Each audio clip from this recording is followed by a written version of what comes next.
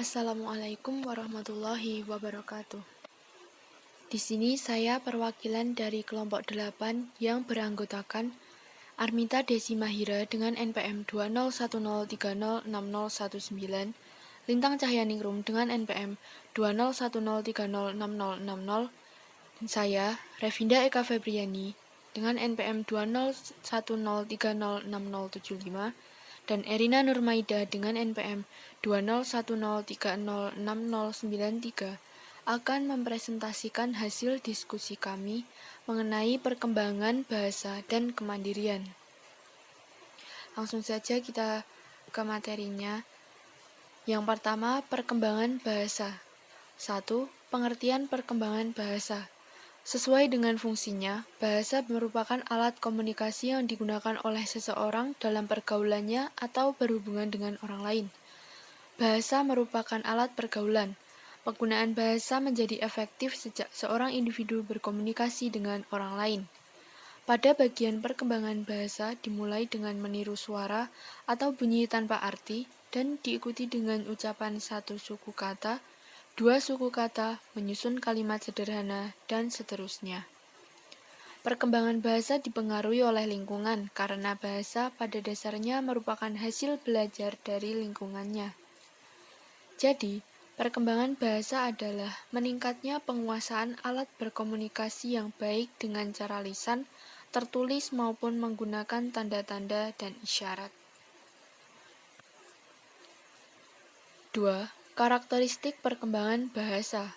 Secara umum, karakteristik perkembangan bahasa dapat dilihat dari 3 hal, yaitu masuknya kosakata atau frase bahasa asing, adanya penyingkatan kata-kata, dan munculnya bahasa slang. Selain 3 hal tersebut, ada beberapa ciri yang dapat kita lihat sebagai tanda adanya proses perkembangan bahasa, antara lain munculnya kata-kata baru, adanya kata-kata yang lebih mudah dipahami, kekinian, familiar, lebih cocok dan lebih tepat, tidak ambigu, dan mudah diucapkan. Kemudian 3. Faktor-faktor yang mempengaruhi perkembangan bahasa. Perubahan dan perkembangan bahasa pada dasarnya disebabkan oleh 2 faktor utama, yaitu faktor internal dan faktor eksternal. Faktor internal merupakan faktor yang muncul dari dalam diri seseorang pada tempat dan waktu tertentu, seperti usia orang yang berkomunikasi dan jenis pekerjaan.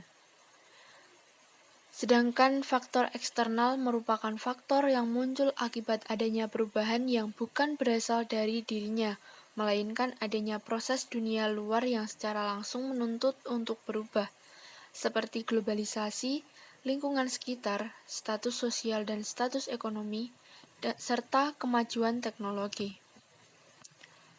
Selanjutnya keempat, pengaruh kemampuan berbahasa terhadap kemampuan berpikir.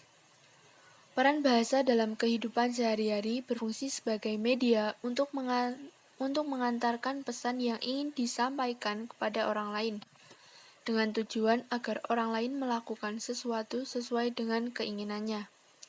Jika seseorang dapat menggunakan bahasa yang baik dan benar dalam menyampaikan sesuatu yang ada di pikirannya kepada orang lain, maka besar kemungkinan orang yang menjadi lawan bicaranya akan mudah memahami maksud tujuan yang disampaikan. Kemampuan berbahasa seperti ini biasanya dipengaruhi oleh kemampuan berpikir seseorang.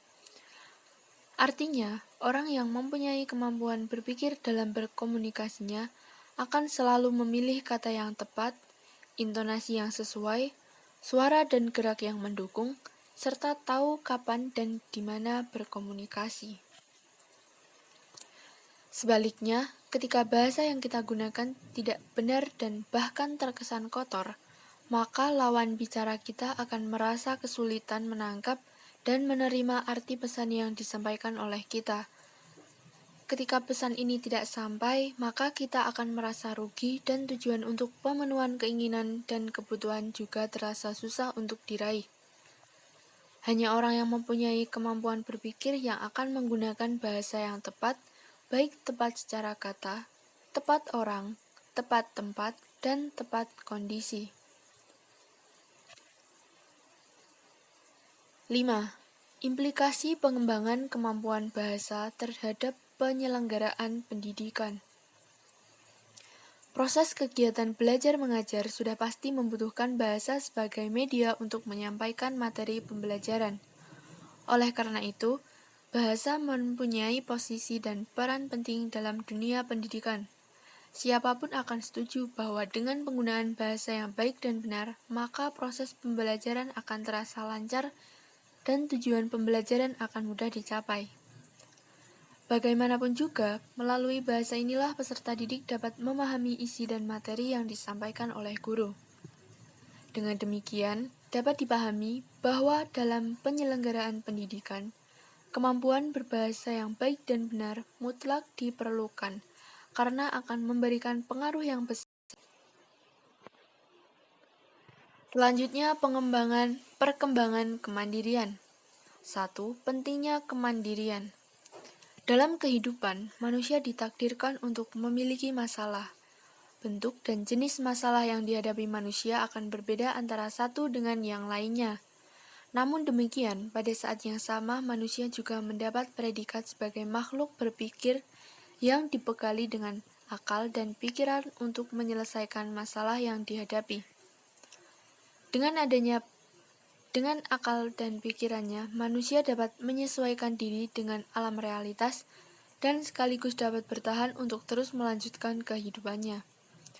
Kemampuan bertahan ini dapat dilalui dengan pengalaman dan optimalisasi potensi diri, sehingga dapat melakukan pemberdayaan dan kemandirian hidupnya. Kemandirian dalam hidup dapat menunjukkan kualitas hidup seseorang. Tingkat kemandirian seseorang pasti tidak sama. Tetap esensi dari pentingnya kemandirian ialah bahwa dalam menjalani hidupnya seseorang tidak terlalu dan tidak selalu bergantung pada tekanan dan dominasi orang lain, tidak menjadi bayang-bayang orang lain dan tidak menjadi beban orang lain. 2. Pengertian kemandirian. Untuk memahami substansi dari kata kemandirian, salah satunya ialah dengan mengetahui arti kemandirian itu sendiri. Dalam Kamus Besar Bahasa Indonesia, definisi kata kemandirian diartikan sebagai hal atau suatu keadaan dapat berdiri sendiri tanpa bergantung pada orang lain. Sedangkan jika dilihat dari kata dasarnya yaitu mandiri, mempunyai arti dalam keadaan dapat berdiri sendiri, tidak bergantung pada orang lain. Dengan memperlihatkan definisi di atas, makna kata kemandirian dalam arti sempit ialah bisa dilakukan sendiri. Namun, dalam definisi yang luas, kata kemandirian dapat dikatakan sebagai sebuah kondisi yang memungkinkan seseorang dalam melakukan suatu keinginannya atau meraih tujuannya dilakukan dengan sepenuh hati berdasarkan inisiatif pribadi dan tuntutan nuraninya melalui penggunaan pengetahuan dan kecakapan yang dimilikinya dengan baik dan benar, tanpa ada tekanan dan pengaruh dari pihak luar, disertai dengan sikap tidak merusak tatanan sosial yang ada sehingga orang tidak merasa terganggu dan dirugikan atas sikap dan perilakunya. Gambaran sederhana dari seorang yang mempunyai tingkat kemandirian tinggi dapat kita lihat dari beberapa ciri yang dominan diantaranya sebagai berikut. 1. Selalu berusaha bersikap sadar terhadap suatu realitas yang ia terima. 2. Mampu bersikap jujur terhadap diri sendiri dan orang lain. 3. Mampu bersikap pantang menyerah, ulet, dan disiplin. 4. Mudah membaca situasi yang terjadi dan kondisi yang ada di lingkungan sekitarnya. 5. Selalu mempunyai keinginan untuk berinisiatif dan berinovatif. 6. Selalu bertanggung jawab terhadap sesuatu yang ia kerjakan dan menjaga komitmen yang ia buat. 7. Mampu melewati setiap permasalahan yang dihadapinya dengan sukses. Selalu mementingkan sesuatu yang membawa nilai kebermanfaatan. 9. Selalu menampakkan rasa keingintahuan dan terus belajar untuk memperbaiki keadaan dirinya. 10. Selalu bersikap hormat pada orang lain. Kemudian tingkatan dan karakteristik kemandirian. Sebagai sesuatu yang mempunyai sifat dinamis, tingkat kemandirian seseorang pun akan terus berubah dalam rangka merespon kebutuhan dan tuntutan yang dihadapi. Perubahan tingkat kemandirian akan terus beriringan dengan perubahan ruang dan waktu yang dialami oleh seorang individu.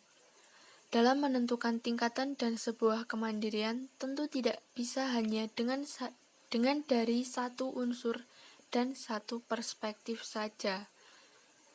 Tetapi ada baiknya untuk mencoba memasukkan unsur lainnya dan juga perspektif yang lain agar lebih menyempurnakan standar tentang tingkatan kemandirian. Banyak orang yang memberikan pendapatnya tentang tingkat kemandirian dengan persepsi yang berbeda.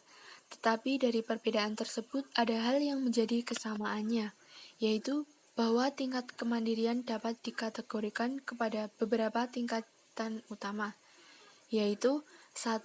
Tingkat kemandirian yang tertutup, yaitu sikap mandiri yang dilatar belakangi perilaku yang hanya berdasarkan pemikiran sendiri dan selalu menganggap apa yang dilakukan selalu benar. Selalu dipenuhi dengan sikap ego yang tinggi dan belum bisa menerima nilai-nilai dari luar dirinya. 2. Tingkat kemandirian yang terbuka, yaitu sikap mandiri yang sudah mulai bisa menerima sesuatu yang lebih baik walaupun berasal dari orang lain, mulai peduli dan membuka diri, mulai bisa membaca kekurangan diri dan memperlihatkan kebaikan bagi dirinya dan orang lain. 3. Tingkat kemandirian yang sejati, yaitu sikap dan pola hidupnya sudah benar-benar mengalami kemajuan yang lebih tinggi, seperti bijak dalam bersikap, logis dalam berpikir, baik dalam bertindak, harmoni dalam kehidupan sosial, dan taat akan kesepakatan dan peraturan. Selanjutnya, faktor-faktor yang mempengaruhi kemandirian remaja. Kemandirian seseorang remaja yang satu dengan yang lain tentu berbeda. Perbedaan tersebut sangat wajar karena banyak faktor yang mempengaruhinya. Namun secara umum ada 2 faktor, yaitu 1. Faktor internal.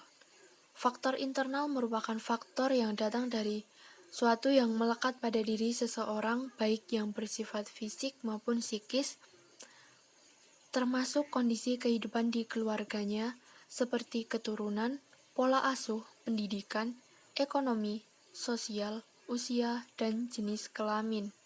2. Faktor eksternal.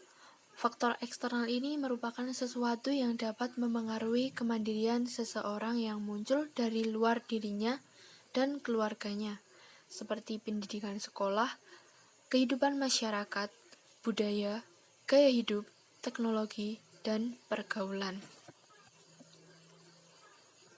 Kemudian upaya pengembangan kemandirian remaja dan implikasinya bagi pendidikan.